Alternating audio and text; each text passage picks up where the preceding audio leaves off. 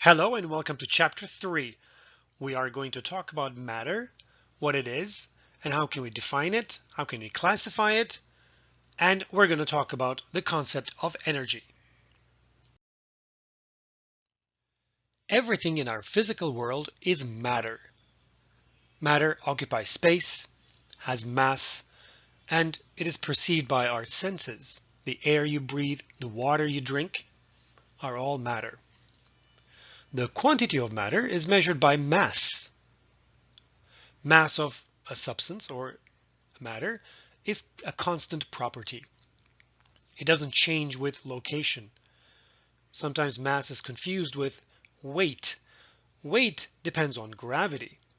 You would weigh much less on the moon than you would on Earth because of the lower gravitational pull of the moon. But your mass is constant. Classifying matter helps us better predict the behavior of substances. We can do this in two ways, one of which is by physical state as solid, liquid, or gas. You are now going to learn the differences and commonalities between physical states. A solid is made up of tightly packed particles. Because of the lack of empty spaces between them, a solid is relatively incompressible, and it has a fixed volume. The particles are also very strongly attracted to each other, meaning that they cannot move around. This is why solids have a fixed shape. They are rigid. Liquids are similar to solids because their particles are also tightly packed. They too are incompressible and have fixed volume. However, liquid particles can move past each other, and they do not have a fixed shape. They take the shape of their container, and they are fluids. Gases are very different from solids and liquids, such that gas particles are vastly spread out with empty spaces in between them. They are also constantly moving around. As a result, gases are compressible. Their volume can be changed. They completely fill their container. They expand. And they are also fluids. A substance can go from one physical state to another by temperature changes. For example, water exists as a solid below 0 degrees Celsius, as a liquid between 0 to 100 degrees Celsius, and a gas above 100 degrees Celsius. Physical changes do not result in the change in the identity of the substance. There are several transitions that you need to learn. Let's say we start with a solid. If you warm it up, increase the temperature, it turns into a liquid. This process is called melting or fusion. The reverse of the melting process is freezing. A liquid turns into a solid. But if you keep heating a liquid, you will vaporize to a gas. And in reverse, a gas can condense to a liquid.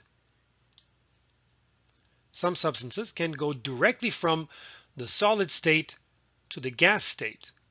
That process is called sublimation. And a gas can also go directly back to the solid state, which is called deposition. The other way of classifying matter is based on its building blocks, which is its constitution. Matter can be a pure substance or a mixture. Pure substances and mixtures can be interconverted by physical processes, the processes that do not change the identity of substances when you apply them.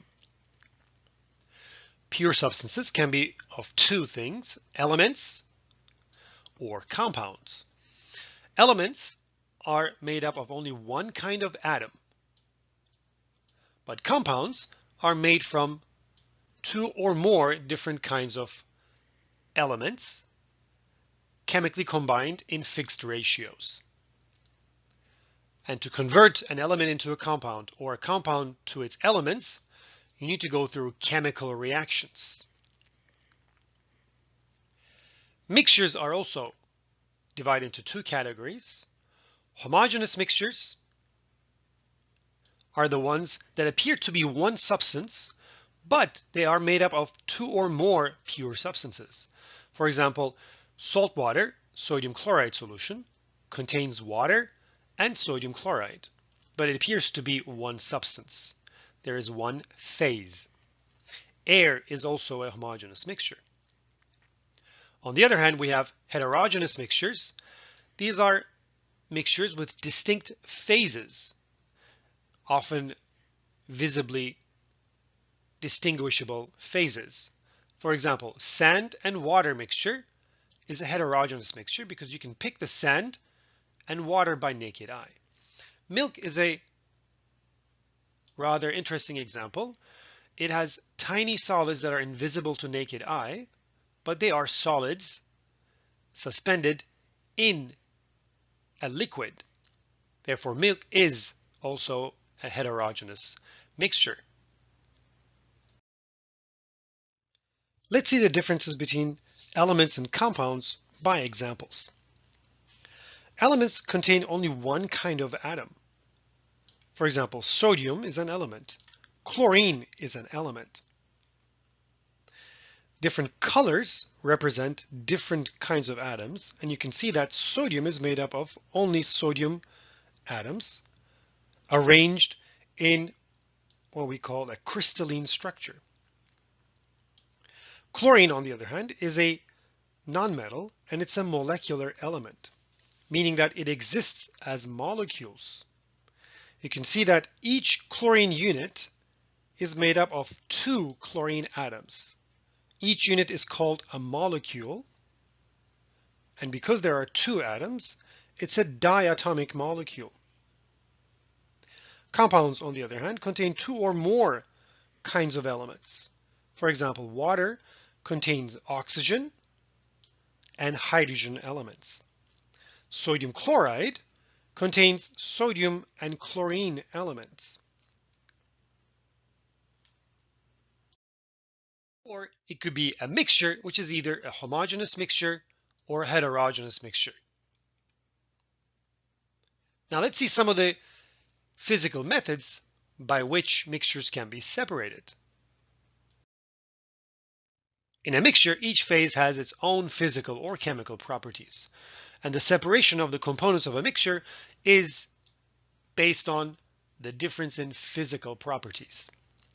For example, filtering is a very common method that chemists apply in the lab and in the industry. It's a way of separating solids from a liquid. The mixture of liquid and solid is poured over a funnel which contains a filter paper.